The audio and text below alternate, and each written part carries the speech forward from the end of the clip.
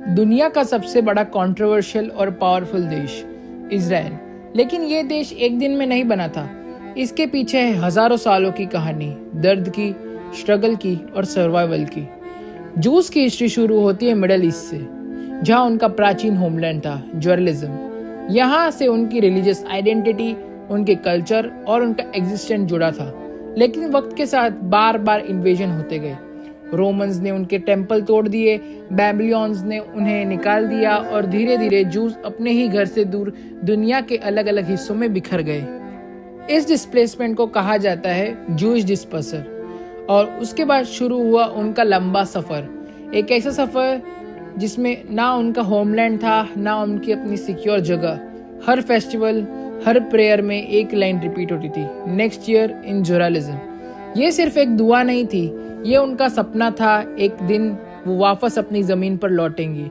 लेकिन यूरोप में उन्हें आउटसाइडर्स के रूप में देखा गया, गेटोज में अलग रखा गया, पोलोग्राम्स हुए और उनके बिजनेस तोड़ दिए गए और हमेशा उन्हें ब्लेम किया गया हर क्राइसिस के लिए। ये हेट्रेड इतनी गहरी थी कि जूस अपने ही देश में रेफ्यूजी जैसे जीने लगे। इसी के बीच 19वीं सेंचुरी के एंड में एक जर्नलिस्ट थियोडोर हेrzl ने एक आइडिया दिया, जियोनिज्म। जियोनिज्म का मतलब है एक होमलैंड फॉर जूइस। हेrzl ने कहा, यूरोप कभी हमें अपना नहीं मानेगा। हम तभी सेफ होंगे जब हम अपने देश बनाएंगे, और वो देश हमें अपनी पुरानी जमीन पैलेस्टीन में बनानी होगी। उस वक्त पैलेस्टीन ओटोमन एम्पायर के अंडर था, लेकिन वर्ल्ड वॉर 1 ने सब बदल दिया। 1917 में ब्रिटिश ने एक डिक्लेरेशन पास किया जिसे कहा गया बैल्फोर डिक्लेरेशन। इसमें लिखा था, Britain support a national home for Jewish people in Palestine. यानी ऑफिशियली जूइस के लिए पैलेस्टाइन में अपना एक होमलैंड का रास्ता खुल गया। वर्ल्ड वॉर 1 के बाद पैलेस्टाइन ब्रिटिश के मैंडेट में आया और धीरे धीरे यहाँ जूइश इमिग्रेशन शुरू हो गई। लेकिन ये आसान नहीं था, क्योंकि पैलेस्टाइन में अरब पहले से ही रहते थे और उन्हें ये एक्सेप्ट नहीं था कि उनके लैंड पर एक और नया देश बन जाए। फिर आई वो ट्रेजेडी जिसने हिस्ट्री बदल दी, वर्ल्ड वॉर 2 और हॉलोकॉस्ट। हिटलर ने 6 मिलियन जूस को मार दिया। कंसंट्रेशन कैंप्स में उन्हें गैसेस से, हंगर से, डिजीज से खत्म कर दिया गया। ये इंसानियत के इतिहास में सबसे बड़ा जेनोसाइड था। और हॉलोकॉस्ट के बाद दुनिया ने माना कि अगर जूस के पास अपना होमलैंड नहीं होगा, वो हमेशा वल्नरेबल रहेंगे। इसी ट्रेजेडी के बाद यूनाइटेड नेशन ने 1947 में एक प्लान बनाया, पैलेस्टाइन को 2 पार्ट्स में डिवाइड करने का, एक हिस्से में जूस के लिए और एक हिस्सा अरब्स के लिए। जेरूसलम को एक इंटरनेशनल सिटी डिक्लेयर कर दिया गया। जूस ने ये प्लान एक्सेप्ट कर लिया, क्योंकि उन्हें पता था कि सर्वाइवल के लिए कॉम्प्रोमाइज जरूरी है। लेकिन अरब्स ने इसी प्लान को रिजेक्ट कर दिया। 14 मई 1948 डेविड बेन गुरियन ने अनाउंस किया, the state of Israel is established. और इसी दिन इजराइल ऑफिशियली एक देश बन गया। लेकिन ये खुशी ज्यादा देर तक टिक नहीं पाई। इजिप्ट, जॉर्डन, सीरिया, इराक और लेबनान ने इजराइल पर हमला कर दिया। इमेजिन कीजिए, एक नया देश जिसका अपना प्रॉपर आर्मी भी नहीं था, चारों तरफ से दुश्मनों ने घेर लिया। लेकिन जूस ने हर बार की तरह एक बार फिर दिखा दिया कि सर्वाइवल उनके खून में है। एक छोटा सा नया देश जिसके पास प्रॉपर आर्मी भी नहीं थी, उसके सामने पूरी मिडिल ईस्ट की ताकत। लेकिन ये इजराइल की पहली टेस्ट ऑफ सर्वाइवल थी और दुनिया हैरान रह गई जब इजराइल ने ना सिर्फ अपनी मिट्टी बचाई, बल्कि अरबों के खिलाफ कुछ जमीन भी जीत ली। इसके बाद 1967 का 6 डे वॉर आया। सिर्फ 6 दिनों में इजराइल ने अपने दुश्मनों को हरा दिया। Sinai peninsula, Golan Heights, Gaza और वेस्ट बैंक सब इजराइल के कंट्रोल में आ गया। एक छोटा सा देश, लेकिन लड़ाई का रिजल्ट इतना बड़ा कि पूरे मिडिल ईस्ट का मैप बदल गया। फिर 1973 का योम किपुर वॉर हुआ, जिसमें अरब देश फिर से इजराइल पर चढ़ आए। शुरू में इजराइल की हालत खराब हो गई, लेकिन कुछ ही दिनों में उन्होंने अपने दुश्मनों को पीछे धकेल दिया। ये वॉर ने एक चीज क्लियर कर दिया, इजराइल को हराना आसान नहीं है। लेकिन दोस्तों, इजराइल के लिए खतरा सिर्फ बैटलफील्ड पर नहीं था। 1972 के म्यूनिक ओलंपिक्स में दुनिया ने एक और ट्रेजेडी देखी। पैलेस्टाइन ग्रुप ब्लैक सितंबर ने इजरायली एथलीट्स को हॉस्टेजेस बना दिया। पूरी दुनिया के सामने लाइव टीवी पर 11 इजरायली प्लेयर्स को मार दिया गया। ये सिर्फ एक स्पोर्ट इवेंट का मैसेकर नहीं था, ये इजराइल की कौम पर दिल पर चोट थी और उन्होंने डिसाइड किया कि इन दुश्मनों को छोड़ना नहीं है। इसी इंसिडेंट के बाद इजराइल ने अपना इंटेलिजेंस और कमांडो नेटवर्क और भी ज्यादा स्ट्रांग बना दिया। फिर आई 1976 की एक और इंसिडेंट, एंटेनेब हाईजैकिंग। एक एयर फ्रांस फ्लाइट जो तेल एवीव से निकली थी, उसने पैलेस्टाइन और प्रो पैलेस्टाइन टेररिस्ट ने युगांडा के एंटेनेब एयरपोर्ट ले गए। डजन्स ऑफ इजरायलियों को हॉस्टेजेस बना दिया गया। पूरा वर्ल्ड शॉक में था, लेकिन इजराइल ने एक इम्पॉसिबल मिशन लॉन्च किया। थाउजेंड्स ऑफ किलोमीटर दूर एक फॉरेन लैंड पर उन्होंने अपनी स्पेशल फोर्स भेजी। सिर्फ 90 मिनट में ऑपरेशन खत्म। हॉस्टेजेस को सेफ रेस्क्यू किया गया और टेररिस्ट को मार गिराया। ये था ऑपरेशन एंटेनेब, एक डेयरिंग रेस्क्यू जो मिलिट्री हिस्ट्री के सबसे बड़े बोल्ड मिशंस में से एक माना जाता है। और ये सब इंसिडेंट एक ही बात दिखाता है, इजराइल के लिए सर्वाइवल एक चॉइस नहीं, एक नेसेसिटी है। बैटलफील्ड हो या स्पोर्ट्स ग्राउंड या फिर स्काई में हाईजैक प्लेन, उन्होंने हर जगह दिखाया कि वो अपनी कौम के लिए कुछ भी करने के लिए रेडी है। दोस्तों, इजराइल की कहानी अगर समझनी है तो एक नाम तो समझना जरूरी है, मोसाद। यह है इजराइल की इंटेलिजेंस एजेंसी, जिसे दुनिया की सबसे सीक्रेटिव और सबसे पावरफुल एजेंसी में गिना जाता है। CIA और KGB जैसे ताकतों के बीच भी मोसाद ने अपनी अलग ही टेरर बनाया है। इसका मोटो है बाय डिसेप्शन दो शॉल्ट द वॉर, मतलब खुले आम जंग से ज्यादा खतरनाक होती है वो लड़ाई जो दिखाई नहीं देती। 1972 के म्यूनिक ओलंपिक मैसेकर के बाद मोसाद ने भी एक मिशन चलाया, ऑपरेशन व्राथ ऑफ गॉड। सालों तक उन्होंने दुनिया के कोने कोने में जाकर ब्लैक सितंबर के टेररिस्ट को ढूंढ कर खत्म किया। ये एक क्लियर मैसेज था कि जो इजरायली खून बहेगा उसे कहीं भी छुप कर जीना नसीब नहीं होगा। एक और डेयरिंग मिशन था ऑपरेशन एंटेनेब के पीछे का प्लानिंग, जहां मोसाद ने ग्राउंड इंटेलिजेंस कलेक्ट करके कमांडो रेड को पॉसिबल बनाया। लेकिन सबसे फेमस मोसाद ऑपरेशन माना जाता है operation Thunderbolt and operation opera. Thunderbolt में उन्होंने हॉस्टेज रेस्क्यू को सेफ बनाया और ओपेरा में इराक का न्यूक्लियर रिएक्टर को उड़ा दिया, जिससे इजराइल के लिए खतरा बन रहा था। और फिर 1960 में उनका एक और लेजेंडरी काम, अडोल्फ एचमैन का कैप्चर। ये वो नाजी ऑफिसर था जो हॉलोकॉस्ट का मास्टरमाइंड था। मोसाद ने अर्जेंटीना तक उसे किडनैप किया और इजराइल ले आए, जहां उसका ट्रायल हुआ। दुनिया ने देखा कि जस्टिस डिले हो सकता है, लेकिन डिनाई कभी नहीं हो सकता। मोसाद की स्ट्रेंथ सिर्फ टेक्नोलॉजी नहीं, उनका नेटवर्क और डेयरिंग प्लान भी है। वो दिखाते हैं कि कभी कभी एक सीक्रेट मिशन एक पूरे नेशन का फ्यूचर बदल देता है। अब आते हैं इजराइल वर्सेस पैलेस्टाइन पे। आज भी 2020 के दौर में ये कॉन्फ्लिक्ट दुनिया के हेडलाइन का हिस्सा बना रहता है। चलिए समझते हैं अभी ग्राउंड रियलिटी क्या है और किस डायरेक्शन में ये लड़ाई जा रही है।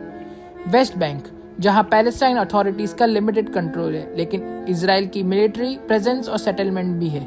गाजा स्ट्रिप, जहां हमस रूल करता है, एक मिलिटेंट ग्रुप जो ओपनली इजराइल के एग्जिस्टेंस को चैलेंज करता है। इजराइल के लिए सिक्योरिटी सबसे बड़ा कंसर्न है और पैलेस्टाइन के लिए सर्वाइवल और सॉवरेनिटी। ये ही दोनों के बीच परमानेंट फ्रिक्शन क्रिएट करता है। West Bank situation. West Bank में इजरायली सेटलमेंट्स बढ़ते जा रहे हैं। इंटरनेशनल लॉ के हिसाब से ये इलीगल माने जाते हैं, लेकिन इजराइल कहता है ये सिक्योरिटी और हिस्टोरिकल राइट्स के लिए जरूरी है। पैलेस्टाइनियन यूथ को चेक पॉइंट्स, रेस्ट्रिक्शंस और मिलिट्री पेट्रोल्स के का सम्मान करना पड़ता है। हर रोज एक इनविजिबल वॉल उनकी जिंदगी को कंट्रोल करती है। ये फ्रस्ट्रेशन बढ़ता जा रहा है, जो कई बार प्रोटेस्ट और वायलेंस में कन्वर्ट हो जाता है।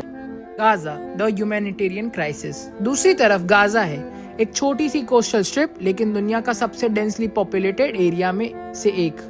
2007 से हमस के कंट्रोल में है। इजराइल और इजिप्ट ने गाजा पर ब्लॉकेज लगाए हैं, जिससे मेडिसिन, फूड और जॉब्स की शॉर्टेज रहती है।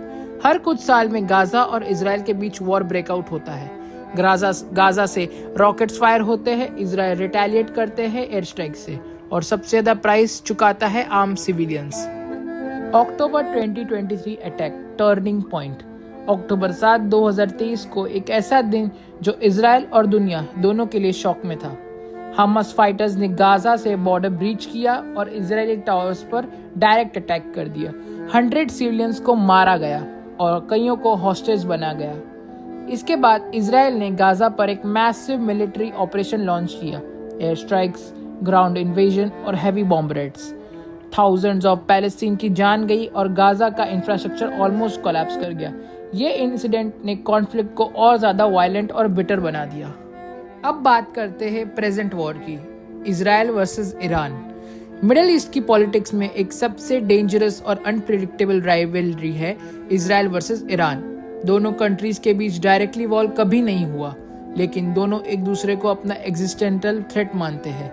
आज के दौर में ये राइवलरी इतनी इंटेंस हो गई है कि कई बार एक्सपर्ट ने इसे शैडो वॉर यानी एक इनविजिबल लड़ाई बोलते हैं। चलिए जानते हैं इसका बैकग्राउंड क्या है। ईरान एक इस्लामिक रिपब्लिक है जहाँ की लीडरशिप ओपनली कहती है इजराइल का एग्जिस्टेंस ही गलत है। उनके नज़रिए में इजराइल एक ज़ियोनिस्ट स्टेट है जो मुस्लिम के लैंड पर बनी है। दूसरी तरफ इजराइल के लिए ईरान मिडिल ईस्ट का सबसे बड़ा डेंजर है, क्योंकि ईरान ओपनली हमस और हिजबुल्लाह जैसे ग्रुप्स को फंड करता है जो डायरेक्टली इजराइल के अगेंस्ट अटैक करते हैं। Iran's nuclear ambition. इजराइल का सबसे बड़ा कंसर्न है ईरान का न्यूक्लियर प्रोग्राम। ईरान कहता है कि वो न्यूक्लियर एनर्जी सिर्फ इलेक्ट्रिसिटी के लिए बना रहे हैं, लेकिन वेस्टर्न नेशन और इजराइल को लगता है कि ईरान सीक्रेटली न्यूक्लियर बम बनाना चाहता है। और इजराइल के लिए एक चीज क्लियर है, ईरान का न्यूक्लियर मतलब एंड ऑफ इजराइल। इसी वजह से इजराइल ओपनली कहता है कि वो ईरान को कभी भी न्यूक्लियर बॉम्ब बनाने नहीं देंगे, चाहे उसके लिए उन्हें एयर स्ट्राइक ही क्यों ना करना पड़े। Shadow war behind the scenes. Israel और ईरान के बीच एक डायरेक्टली बैटलफील्ड नहीं है, लेकिन एक शैडो वॉर चल रही है, साइबर अटैक। इजराइल और ईरान एक दूसरे के न्यूक्लियर प्लांट्स और पावर ग्रिड्स पर हैकिंग करते रहते हैं। सबसे फेमस अटैक था स्टर्नेक्स वायरस, जिसमें ईरान का न्यूक्लियर सेंट्रीफ्यूज खराब कर दिया गया। असैसिनेशन। ईरान के टॉप न्यूक्लियर साइंटिस्ट मिस्टीरियसली तरीके से एलिमिनेट हुए। ईरान का कहना है कि ये मोसाद का काम है। Proxy war. सीरिया, लेबनान और गाजा पट्टी जैसे जगहों पर ईरान बैकेट ग्रुप जैसे हिजबुल्लाह और हमास इजराइल के साथ डायरेक्टली फाइट करते हैं। यानी दोनों अपने सोल्जर्स डायरेक्टली बैटलफील्ड में नहीं भेजते, बल्कि प्रॉक्सीज और इंटेलिजेंस के जरिए पर एक दूसरे को वीक करते रहते हैं। Recent tensions. 2020 में ईरान के टॉप जनरल कासिम सोलेमान को यूएस ने मार दिया, लेकिन इजराइल को भी इस ऑपरेशन का सपोर्टर माना गया। इसके बाद ईरान ने ओपनली इजराइल को थ्रेटन किया। 2021-22 के दौरान गाजा वॉर और हिजबुल्लाह के रॉकेट्स अटैक में ईरान का इनडायरेक्टली रोल सबको दिखा। 2023-2024 में जब हमास ने इजराइल पर अक्टूबर अटैक किया, तो इजराइल ओपनली बोलता रहा कि ईरान के बिना ये पॉसिबल नहीं था। अप्रैल 2024 में पहली बार ईरान ने डायरेक्टली इजराइल पर ड्रोन और मिसाइल अटैक लॉन्च किए। इजराइल ने अपनी एयर डिफेंस सिस्टम से ज़्यादा मिसाइल डिस्ट्रॉय कर दिए, लेकिन ये एक डेंजरस एस्केलेशन था, क्योंकि पहली बार दोनों कंट्रीज ने डायरेक्टली कन्फ्रंटेशन किया। Israel strategy. इजराइल के लिए ईरान एक लॉन्ग टर्म एक्सीडेंटल थ्रेट है। उनकी स्ट्रेटजी 3 पिलर पर बेस्ड है। प्रिवेंट ईरान्स न्यूक्लियर बॉम्ब, चाहे डिप्लोमेसी हो या डायरेक्ट स्ट्राइक से। डिसरप्ट प्रॉक्सीज, हमस और हिजबुल्लाह को वीकेंड करना। Military readiness, iron domes, arrow missile defence और अपनी एयरफोर्स को हमेशा ईरान के लिए स्ट्राइक्स के लिए रेडी रखना। Iran strategy. ईरान खुद इजराइल के साथ डायरेक्ट वॉर अवॉइड करता है, क्योंकि इजराइल के पीछे यूएस का बैकिंग है, लेकिन ईरान एक रिंग ऑफ फायर बना रहा है, यानी इजराइल को चारों तरफ की प्रॉक्सीज डिप्लॉय करना। नॉर्थ में हिजबुल्लाह लेबनान से, साउथ में हमस गाजा से, सीरिया में मिलिटेंट्स और वेस्ट बैंक में इन्फ्लुएंस। ईरान का एम है इजराइल को हर तरफ से प्रेशर में रखना। चलिए ग्लोबल एंगल देखते हैं। यूएस हमेशा इजराइल के साथ खड़ा होता है, जबकि रशिया और चाइना ईरान के सपोर्ट में है। इसी वजह से ये कॉन्फ्लिक्ट सिर्फ मिडिल ईस्ट तक लिमिटेड नहीं, बल्कि एक ग्लोबल जियोपॉलिटिकल फ्लैशबैक बन गया है। दोस्तों, इजराइल की कहानी एक सिंपल सी बात सिखाती है, छोटा देश लेकिन बड़ा इरादा। 1948 में जहां लोग सोच रहे थे कि ये नेशन जिंदा भी नहीं रहेगा, वही आज दुनिया के मैप पर एक ताकत का रूप बना खड़ा है। वॉर्स, टेररिज्म, बॉयकॉट, सैंक्शन, सब कुछ झेल लिया, लेकिन हार कभी एक्सेप्ट नहीं की। चाहे अरब वॉर हो, म्यूनिक का खून या हाईजैकिंग, इजराइल ने हर बार एक ही जवाब दिया, हम लड़ेंगे और जीतेंगे। मोसाद की डेयरिंग मिशंस, उनकी टेक्नोलॉजी और सबसे बड़ी बात उन लोगों का विल पावर ने दुनिया को दिखाया कभी कभी सर्वाइवल ही सबसे बड़ी जीत होती है। और इसीलिए विजन टू विक्ट्री सिर्फ एक सीरीज़ का नाम नहीं बल्कि एक रिमाइंडर है कि जो अपने वजूद के लिए लड़ता है उसको कोई नहीं हरा सकता। मैं हूँ ऋतिक और मिलते हैं आपसे अगले सफ़र में एक और कहानी के साथ। तब तक याद रखना, हिस्ट्री हमेशा उनकी होती है जो कभी हार नहीं मानते।